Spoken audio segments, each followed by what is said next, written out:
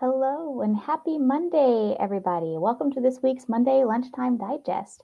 My name is Hayley. Micah is not going to be able to join us today, but hopefully we'll see him again next week.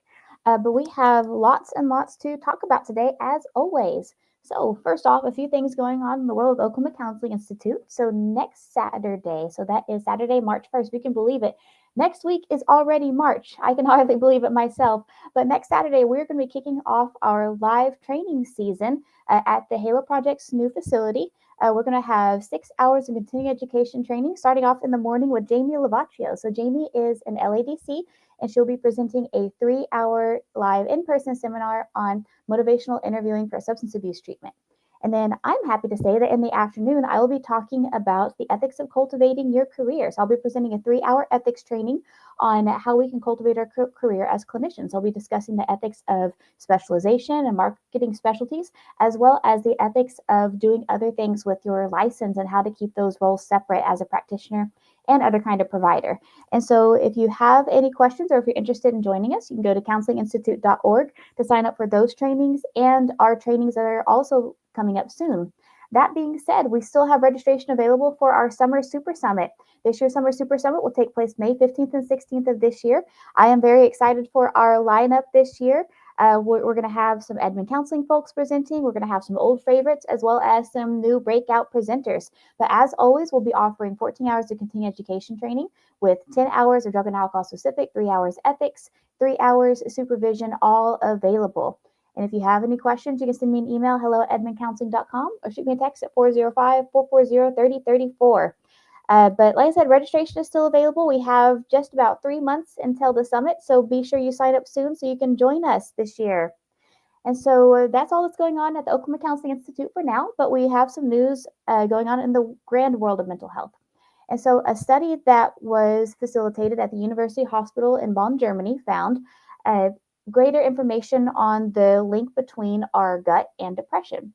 And so the researchers found that folks who were experiencing depression, though they had a decrease in overall appetite, whenever they did want to eat, they had an increase appetite, increased cravings for carbohydrates, and a decreased cravings for fats and proteins. And so what they found is that those folks who experienced depression, even if they weren't hungry, they craved more of the carbohydrate foods. And so there's already a lot of information out there when it comes to our appetite and depression, or even our gut bacteria and depression. And so this study gave more information to show that there might be even more of a relationship between our gut and our mental health. As we might know, there's a large amount of serotonin production in the gut. And so serotonin, of course, is affected whenever we are depressed, whenever we're happy. And so what this study really suggests is that we provide more research into possible dietary changes or possible dietary interventions for mental health.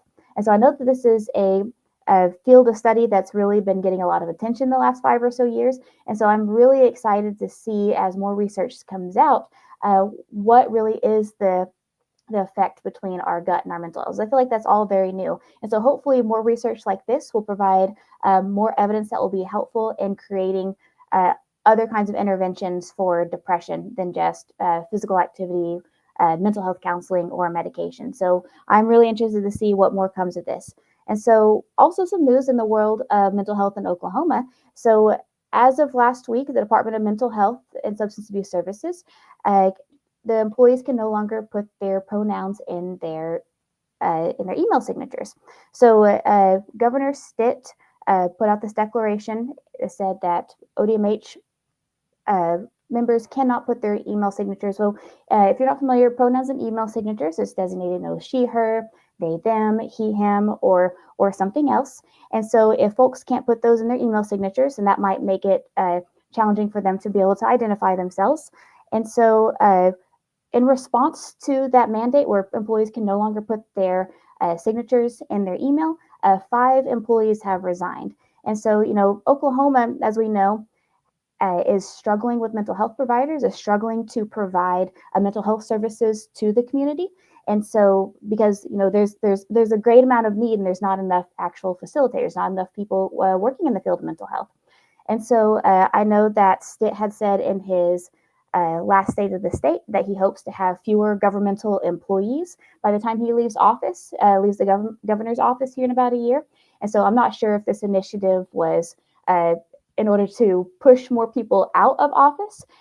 So I'm not really sure what the motives are, but yes, Barton Mental Health Substance Abuse Services folks can no longer put their pronouns in their email. In other news, my pronouns are she, her. And so that's what's going on in the world of mental health right now.